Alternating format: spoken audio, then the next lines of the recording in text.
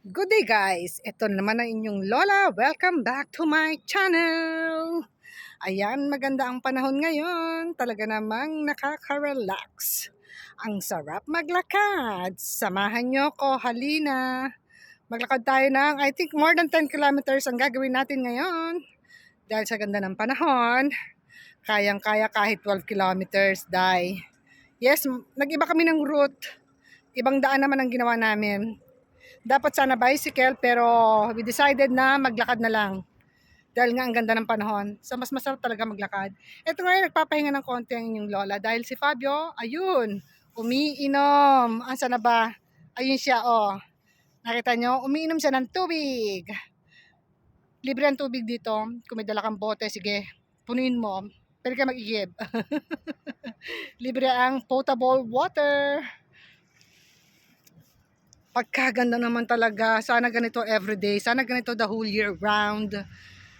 Masaya na naman ang aking mga nilabhan. Talagang matutuyo sila ngayon. Kaya guys, ito ang aking asawa. Ang pinakagwapo kong asawa. O ayan. Diba? Saan ka pa? Punong-puno ng pagmamahal. Punong-puno ang tiyan. Niloloko ko na asawa ko. O sige na, maglakad na ulit tayo. Guys, lakad-lakad na ulit. Malayo-layo na naman to. Another 6 kilometers pabalik. 6 papunta. Ay, naka 12. Yes, 12 kilometers. Ha? Chronometro. Aspeta, check natin yung ating tawag dito. Sports track. Naka-sports track ako. Makita natin doon kung ilan na ang nalalakad nating kilometro. Okay, guys? Check natin, ha? Ciao, ciao. Ayan guys, naka 6 kilometers and 620 meters. So, I think more than 13 kilometers ang lalakarin namin ngayon ni Lolo. Pabalik na kami, so another 6.5 kilometers. So, 13 kilometers tayo ngayon. Lakad lang yan ha. Nakita mo naman, sa ganda kasi ng panahon, talaga namang gaganahan ka maglakad. Okay? So, ayan, sara muna natin ito. At tayo ay magkukwentuhan. Ano ba maganda ikukwento nyo dyan sa akin? Okay. Saka na tayo mag-usap. Pag medyo maraming tayong nababalitaan dito sa social media, i-share ko rin sa inyo.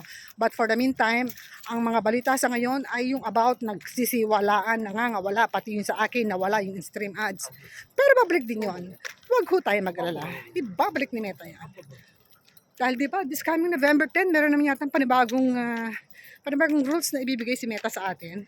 Ewan natin, tignan lang. Wait na lang tayo. Basta tayo guys. Continue posting quality videos. Okay? Yun lang naman. O diba?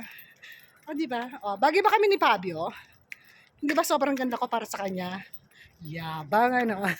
Charot lang yun kayo naman. Hindi na kayo mabiro. Abay, pag hindi naman kayo tumawa, ewan na lang. Tatanda kayo ng maaga. Ingiti mo lang yan, ha? Huwag ka masyadong magpakasimangot. O yung galit na galit sa akin dyan, ikaw rin, papangit ka. Wala akong pakialam sa'yo. Ang ginagawa ko lang ay mag-smile. Yun lang ang secrets ko. Wala akong mga beauty treatment. Ang secret ko is keep on smiling.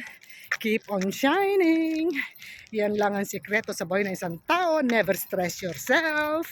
Salamat sa panonood. Hanggang dito na lang. Bye!